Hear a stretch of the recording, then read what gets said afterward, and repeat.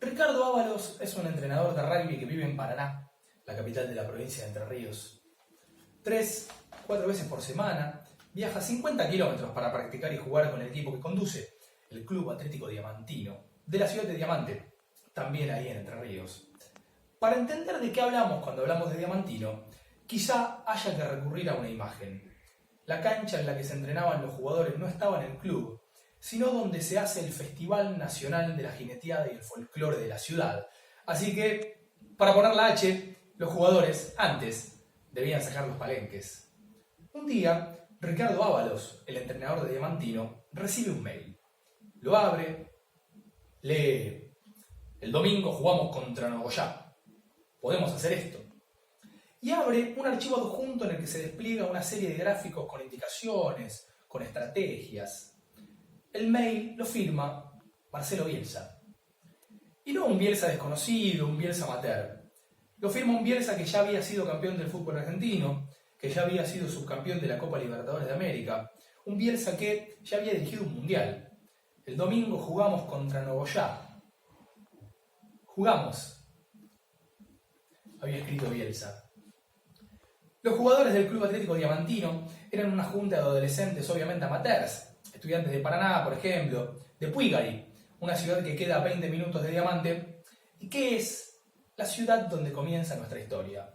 En Puigari está el Centro Adventista de Vida Sana, una clínica de desintoxicación, tanto alimenticia como por ende espiritual, a la que Bielsa fue bastantes veces.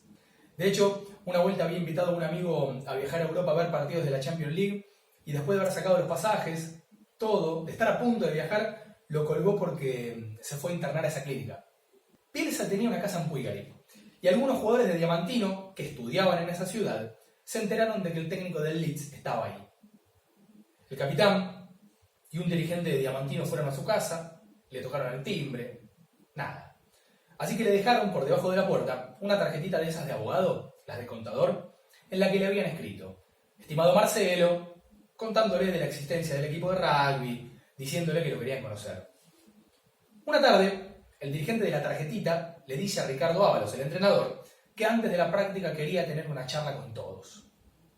Ábalos pensó: me va a rajar. Pero lo que sucedió fue que el dirigente cayó con Bielsa, que en la cancha del Festival Nacional de la Jineteada y el Folclore se puso a charlar con chicos de 17 años, de 18, algunos viejos de 32. Les dijo que una cosa es ser famoso y otra prestigioso. Y les dijo: cuando me necesiten, cuentan conmigo. Diamantino era un club que podía comerse 100 puntos contra el Cucu, uno de los equipos más fuertes de la liga, un equipo de Concepción del Uruguay. Eso era Diamantino. Y aunque, quizás por decoro, por timidez, por no creer en lo que sucedía, nunca le hayan dicho que lo necesitaran, Bielsa se hizo contar igual consigo mismo. La tarde que fue al club, por ejemplo, vio la cancha de básquet y vio que era de baldosa. Por aquellos días, el Senat iba a renovar la superficie de su cancha de básquet y Bielsa consiguió que se la cediera a Diamantino. Intentó que una empresa de telefonía celular fuera sponsor del equipo. Entonces también había en Diamante unas hectáreas de campo que eran propiedad del ejército. Bielsa buscó que se las cedieran al club.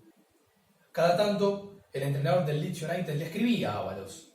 Le preguntaba por el ánimo de los chicos, si habían ido más chicos a entrenar. Un día llegó el mail definitivo. Bielsa había conseguido trabajo y tenía que irse del país.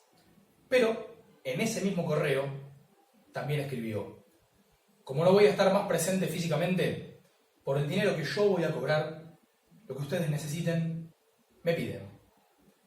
Por timidez, por decoro, o quizá por no creer en la realidad de la historia que había vivido, el entrenador de Diamantino nunca más escribió.